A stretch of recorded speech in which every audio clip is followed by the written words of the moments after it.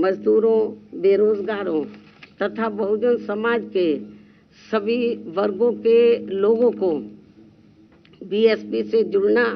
तथा इन्हें फिर सत्ता तक पहुंचना बहुत जरूरी है। किंतु इन्हें यहाँ ये बात भी जरूर ध्यान में रखकर चलना होगा कि ये लोग अपने इस मकसद में कामयाब ना हो सके तो उसके लिए यहाँ सभी विरोधी पार्टियां अंदर अंदर एक होकर व किस्म किस्म के साम दाम दंड भेद आदि अनेकों हथकंडे इस्तेमाल करके इन्हें हमेशा सत्ता से दूर बनाए रखना चाहती हैं, जिनसे इन्हें हर स्तर पर सावधान रहना होगा तथा गुमराह भी नहीं होना है। और इस मामले में ताज़ा उदाहरण ये है कि अभी हाल ही में विपक्ष के इंडिया गठबंधन को लेकर जिस प्रकार से सपा मुखिया ने एक सोची समझी रणनीति के तहत बीएसपी के लोगों को गुमराह करने के उद्देश्य से कुछ ही घंटों के अंदर बीएसपी प्रमुख के प्रति गिरगिट की तरह अपना रंग बदला है, तो उससे भी पार्टी के लोगों को जरूर सावधान रहना है। इसके साथ ही पिछले महीने पार्टी की ऑल इंडिया की बैठक में आम सहमति से श्री आकाश आनंद को मैंने अपना एकमात्र उत्तराधिकारी घोषित किया था, तो उसके बाद से बीच में अब मीडिया में ये भी फर्जी व गलत खबरें प्रचारित की जा रही हैं कि ऐसा लगता है कि अब बीएसपी प्रमुख जल्दी ही राजनीति से संन्यास लेने वाली है, जिसमें रत्ती भर भी सच्चाई नहीं है। जबकि मेरी जिंदगी का आखिरी सांस भी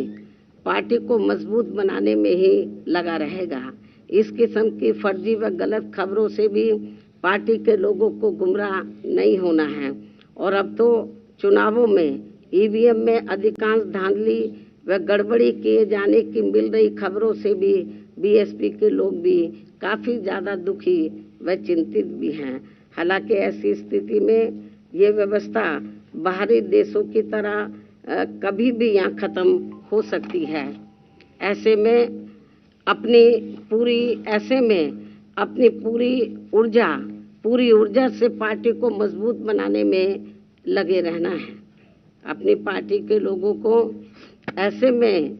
अपनी पूरी ऊर्जा से पार्टी को मजबूत बनाने में लगे रहना है। और यदि पार्टी के लोग इन सभी हालातों का मुकाबला करके अपनी पूरी ईमानदारी व निष्ठा से आगे बढ़ने की पहल करते हैं तो फिर हमारी पार्टी जरूर आगे बढ़ेगी। अब देश में लोकसभा के आम चुनाव होने का भी समय बहुत कम ही रह गया है, और यदि इस चुनाव में पार्टी के लोग मेरे दिशा निर्देशों के मुताबिक चलकर व रात दिन कड़ी मेहनत करके अपनी पार्टी का बेहतर रिजल्ट ले आते हैं तो फिर यही इनका इस वर्ष मेरे जन्मदिन का खास तोहफा भी होगा। वैसे मुझे पूरी उम्मीद है कि पार्टी के सभी लोग अपने तन मन धन की पूरी ऊर्जा, शक्ति, एकजुटता तथा आपसी भाईचारे के साथ मिलकर लोकसभा का यह आम चुनाव पूरी दमदारी के साथ ही लड़ेंगे और केंद्र की सत्ता में अपनी प्रभावी भागीदारी भी सुनिश्चित करेंगे। इसके साथ ही इस चुनाव को लेकर यहाँ मैं ये बात भी फिर से स्पष्ट कर देना चाहती हूँ कि हमारी पार्टी देश में जल्दी ही घोषित होने वाले लोकसभा के ये आम चुनाव यहाँ गरीबों एवं उपेक्षित वर्गों में से विशेषकर दलितों, आदिवासियों, अति पिछड़े वर्गों, मुस्लिम व अन्य धार्मिक अल्पसंख्यक समाज के लोगों के बलबूते पर ही पूरी तैयारी व दमदारी के साथ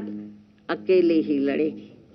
और इन्हीं के बलबूते पर ही हमने सन 2007 में यहाँ आबादी के हिसाब से देश के सबसे बड़े प्रदेश उत्तर प्रदेश में अकेले ही चुनाव लड़कर फिर अपनी पार्टी की पूर्ण बहुमत की सरकार भी बनाई थी। इसलिए अपने इस अनुभव को भी खास ध्यान में रखकर हमारी पार्टी लोकसभा के ये आम चुनाव अकेले ही लड़ेगी तथा देश की जातिवादी, पूंजीवादी, संकीर्ण व सांप्रदायिक सोच रखने वाली सभी विरोधी पार्टियों से अपनी दूरी बना के रखेगी।